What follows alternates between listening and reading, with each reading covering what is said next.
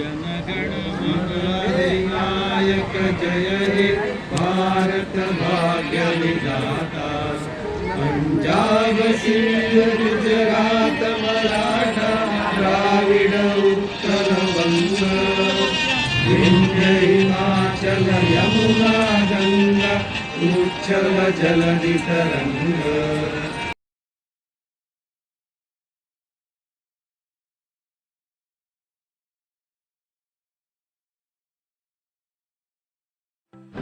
माझ्या सर्व व्ह्युअर्सना प्रजासत्ताक दिनाच्या खूप खूप शुभेच्छा। आम्ही आता कुणकेश्वरला आहोत आणि समोर कुणकेश्वर मंदिराच्या समोर हा निळाशार असा सागर पसरलेला आहे। उत्तुंग असं दर्शन त्याचं होतं आहे आणि त्याच्या समोरच ईश्वर म्हणजे श्री शंकर स्वामी महाराज यांचं कुणकेश्वर मंदिर उभं आहे।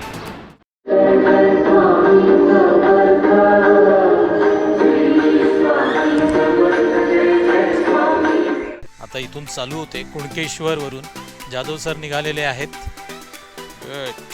आहेत आणि पाठोपाठ नवले साहेब आहेत।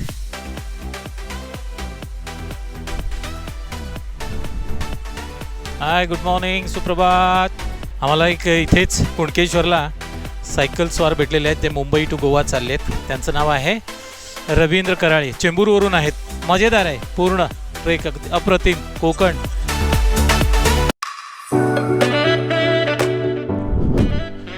कोकण म्हणजे वळणावळणाचा रस्ता आणि चढ, आणि त्याबरोबर नारळी पोफळी बागांच्या आणि आंब्या मोहराचा सुवास घेत पुढे मार्गक्रमण करायचं, असा हा आमचा नित्यक्रम चालू आहे। निसर्ग हा असाच आपल्याला शिकवतो की चढ उतार हे आयुष्यामध्ये असेच येत असतात, म्हणून निसर्ग हाच खरा शिक्षक आहे असं म्हटलं तरी वावगं ठरणार नाही।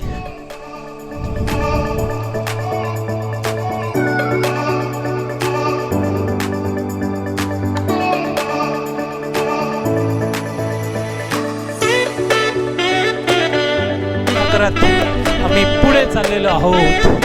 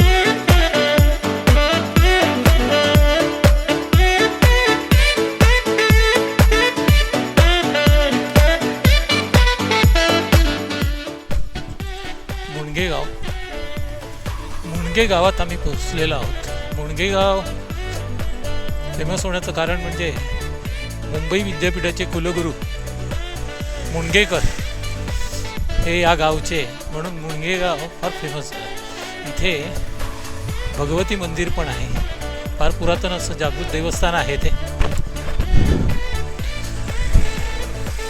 सुंदर वसलेलं गाव।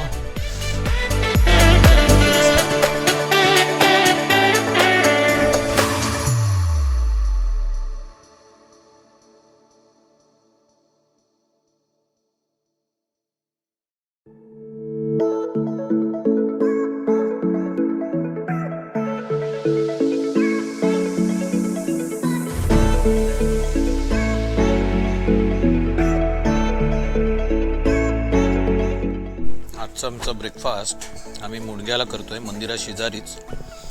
मावशीने छानपैकी त्यांच्या हॉटेलमध्ये कांदे पोहे बनवून आम्हाला दिले, तेवढे सुंदर आहेत. आणि त्याबरोबर आम्ही लाडूही खातो आहे आणि चहा. फार मोठी पर्वणी. अंगावर येणारा चढ मुणग्याचा.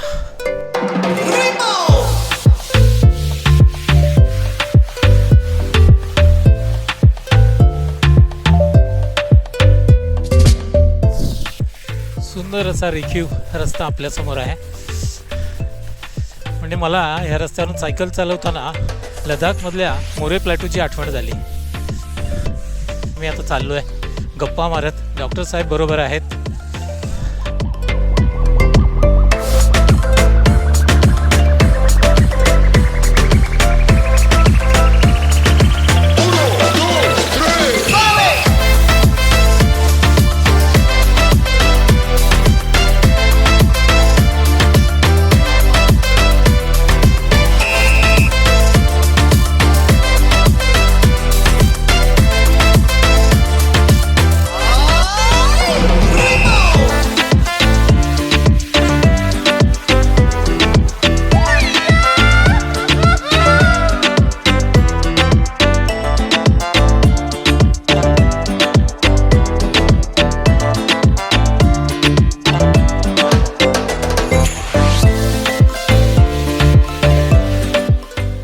उसाच्या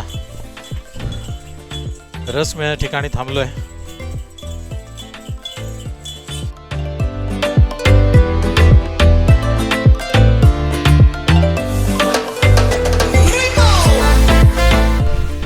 कुणकेश्वर पासून 27 किलोमीटर.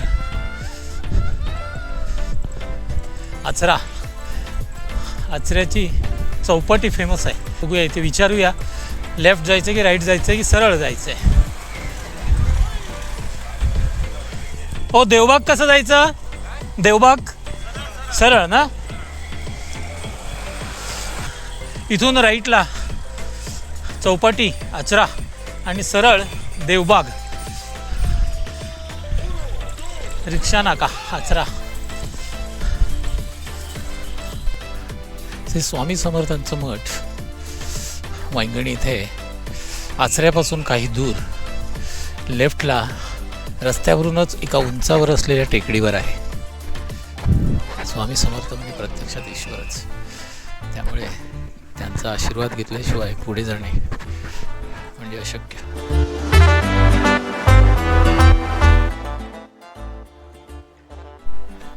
मालवणच्या अलीकडील हा ब्रिज आहे, साधारणतः 10 किलोमीटर अलीकडे. तिथे सुंदर अशी खाडी आहे, त्यामध्ये एक बोट तरंगताना दिसतीये.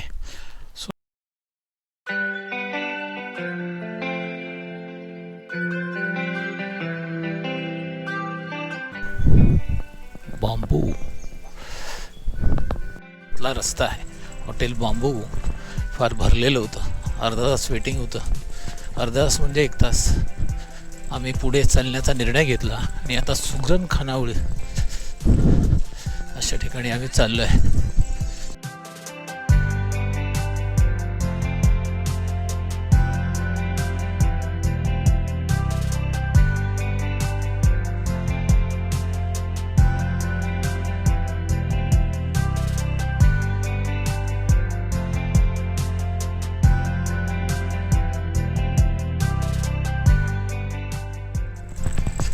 MTDC रिसॉर्ट आहे इथे. आणि आता आम्ही तारकर्लीत आलो आहे. तारकर्ली मालवणपासून साधारणतः 9 किलोमीटर अंतरावर आहे. तारकर्लीचा समुद्र किनारा. डॉक्टर साहेब यथेच्छ वाळूमध्ये डुंबतायत. लोक पाण्यामध्ये डुंबतायत.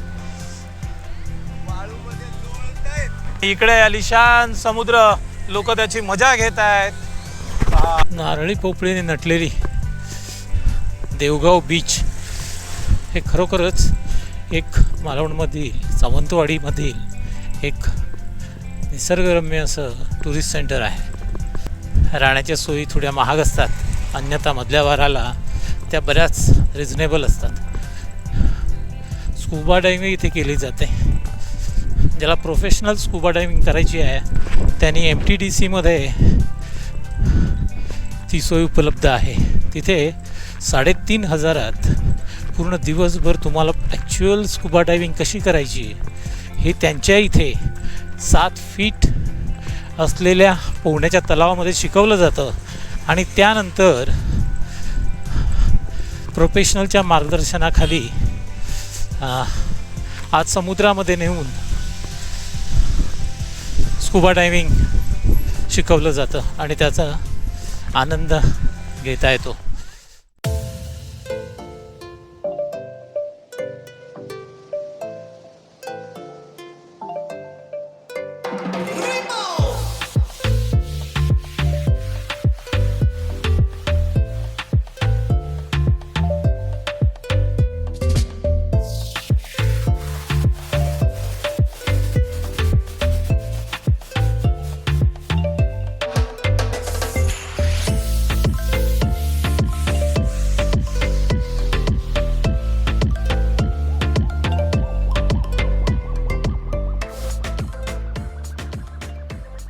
हे बघा, आम्ही आता देवबागवरून भोगवे बीचला चाललेलो आहोत. सायकल अशा रीतीने आम्ही लॉन्चमध्ये टाकल्यात आणि आम्ही आता पुढे जातोय.